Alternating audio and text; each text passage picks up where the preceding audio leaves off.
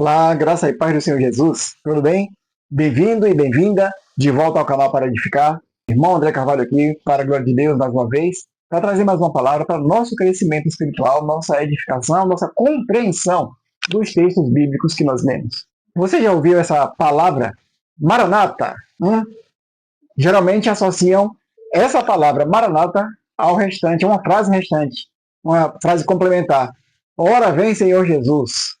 Só que nós vamos ler aqui, primeiro vamos ler 1 Coríntios 16, 22, onde é a única menção dessa palavra Maranata. A única vez que ela aparece no Novo Testamento. Se alguém não ama o Senhor Jesus Cristo, seja anátema. Você já viu a palavra anátema? O significado é maldito ou maldição. É o mais comum, mas há também um outro sentido, mais amplo, que você viu ou vai ver no vídeo que fala sobre objetos amaldiçoados. Sugiro que você vá lá e assista para entender melhor, para ampliar o seu entendimento. Mas a minha concentração aqui, a nossa concentração vai ser na palavra Maranata. Alguns dizem que é de origem aramaica, mas eu tenho uma Bíblia que ela me ajuda muito, ela tem verbetes em grego e em hebraico, e ela traz algumas definições, e eu vou ler aqui para você uma definição dessa palavra Maranata. Ela tem um som diferente porque tem uma letra no grego que tem um som do TH do inglês. Então seria Maranatha, de origem caldeia, aqui diz que é caldeia, não diz que é aramaico, de origem caldeia, com o significado chegou o nosso Senhor. Maranatha, isto é, uma exclamação sobre o juízo divino que se aproxima. Eu vou deixar aqui na descrição também, que é bom você ver e assimila mais fácil. Então, por esse texto, queridos, querida, eu não quero deixar ninguém frustrado, mas não é um clamor para Jesus voltar. A gente entendeu errado. E precisa ter humildade para admitir isso e muitas outras coisas que já ouvimos de um jeito, mas entendemos errado. E pela misericórdia de Deus, estou aqui para te ajudar. Essa é a minha intenção. Ajudar você a compreender alguns textos bíblicos e te ajudar na evangelização, na pregação do púlpito, na classe da escola dominical. Eu espero que isso de alguma maneira esteja te ajudando e também para a sua busca pessoal. Eu gosto de ver pessoas crescendo, se desenvolvendo. Gente assim que, sabe, lá atrás até tinha complexos e de repente cresceu no Senhor e aprendeu coisas novas e hoje está ensinando, mas com humildade, ensinando com paciência. A Bíblia diz que ao servo do Senhor não convém contender, mas sim ser manso, humilde, apto para ensinar. Então, voltando para o texto de Coríntios, quando Paulo escreve aqui, Maranata, não é um clamor para Jesus voltar. Maranata é uma afirmação. Nós lemos aqui, de origem caldeia significa o nosso Senhor vem.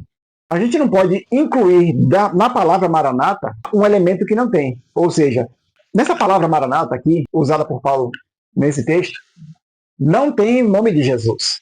É somente Maranata, que quer dizer o nosso Senhor vem, ou o Senhor vem. O nome de Jesus não aparece. Agora, há um outro texto, em Apocalipse 22, 20, que é a frase complementar quando alguém cita essa palavra Maranata. Vamos ler aqui? Apocalipse 22, 20. Aquele que testifica estas coisas diz, certamente cedo vem. Amém. Ora vem, Senhor Jesus. Em algumas traduções não tem esse ora, tem somente vem, Senhor Jesus. Aqui é ora vem, Senhor Jesus, mas a palavra Maranata no original não está nesse texto de Apocalipse. Assim como lá em Coríntios, na palavra Maranata não tem o nome de Jesus. São palavras distintas, com sentidos distintos. Lá é uma afirmação que o Senhor vem. Não é um clamor, não é uma base para se fazer uma oração para pedir para Jesus voltar. Aqui em Apocalipse, poderíamos até entender ou interpretar dessa maneira, mas na verdade, se você ler com cuidado, esse capítulo final tem uma miscelânea de vozes, que às vezes fica difícil de identificar. Quando é João, quando é o anjo, quando é Deus, quando é Jesus. Então, assim, aqui mesmo, em um versículo só, tem duas pessoas, duas vozes, digamos assim. Primeiro, em falar aquele que testifica essas coisas. Quem é que testifica essas coisas? A gente pode dizer que é João, mas não. Podemos entender também que é o anjo, podemos entender que é Jesus. Aquele que testifica essas coisas. Quando ele diz certamente cedo venho, a gente só pode imaginar que é Jesus, embora há alguns textos que falem sobre a vinda de Deus, Deus vindo também. A vinda do dia de Deus ou a vinda do próprio Deus. Mas isso é assunto para outro momento. Eu só quero mostrar aqui que certamente cedo venho é fala de Jesus. Quando fala amém, é uma confirmação, já não é Jesus falando. Agora cremos que é João, dizendo, vem Senhor Jesus, ou ora vem Senhor Jesus. Mas João não está falando Maranata, e também João não está orando pela vinda de Jesus. Foi apenas uma resposta, naquele momento, a uma palavra que Jesus dá. Jesus diz, eis que cedo venho. E ele diz, vem Senhor Jesus. Nós não encontramos na Bíblia textos para dizer que nós devemos orar para Jesus voltar. Porque, na verdade, a vinda de Cristo não vai ser resposta às nossas orações. A vinda de Cristo virá porque Deus determinou o dia. O dia e a hora, ninguém conhece, ninguém sabe, mas Deus sabe. Então, no dia predeterminado, Deus enviará o seu Filho. A vinda de Cristo não será a resposta à nossa oração, ao nosso pedido. Agora, existe um clamor dentro de nós? Existe um anseio pela sua vinda. Existe um anseio. Quando a gente olha para o mundo, vê tanta corrupção, tanta maldade, tanta miséria, tanta injustiça e tanta deturpação do Evangelho, há um anseio dentro de nós para que o Senhor venha, para que o Senhor volte. Mas às vezes lembramos de algumas pessoas, familiares nossos e amigos nossos que ainda não se converteram, ainda não receberam Jesus como Senhor e Salvador. Então, nós devemos, na verdade, orar ao Senhor intercedendo por essas pessoas para que elas também tenham entendimento aberto. Porque pedir para Jesus voltar, se fosse assim, né?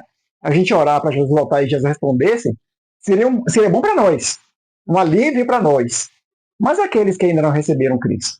Então, na verdade, a Bíblia não dá base para orarmos para Jesus voltar.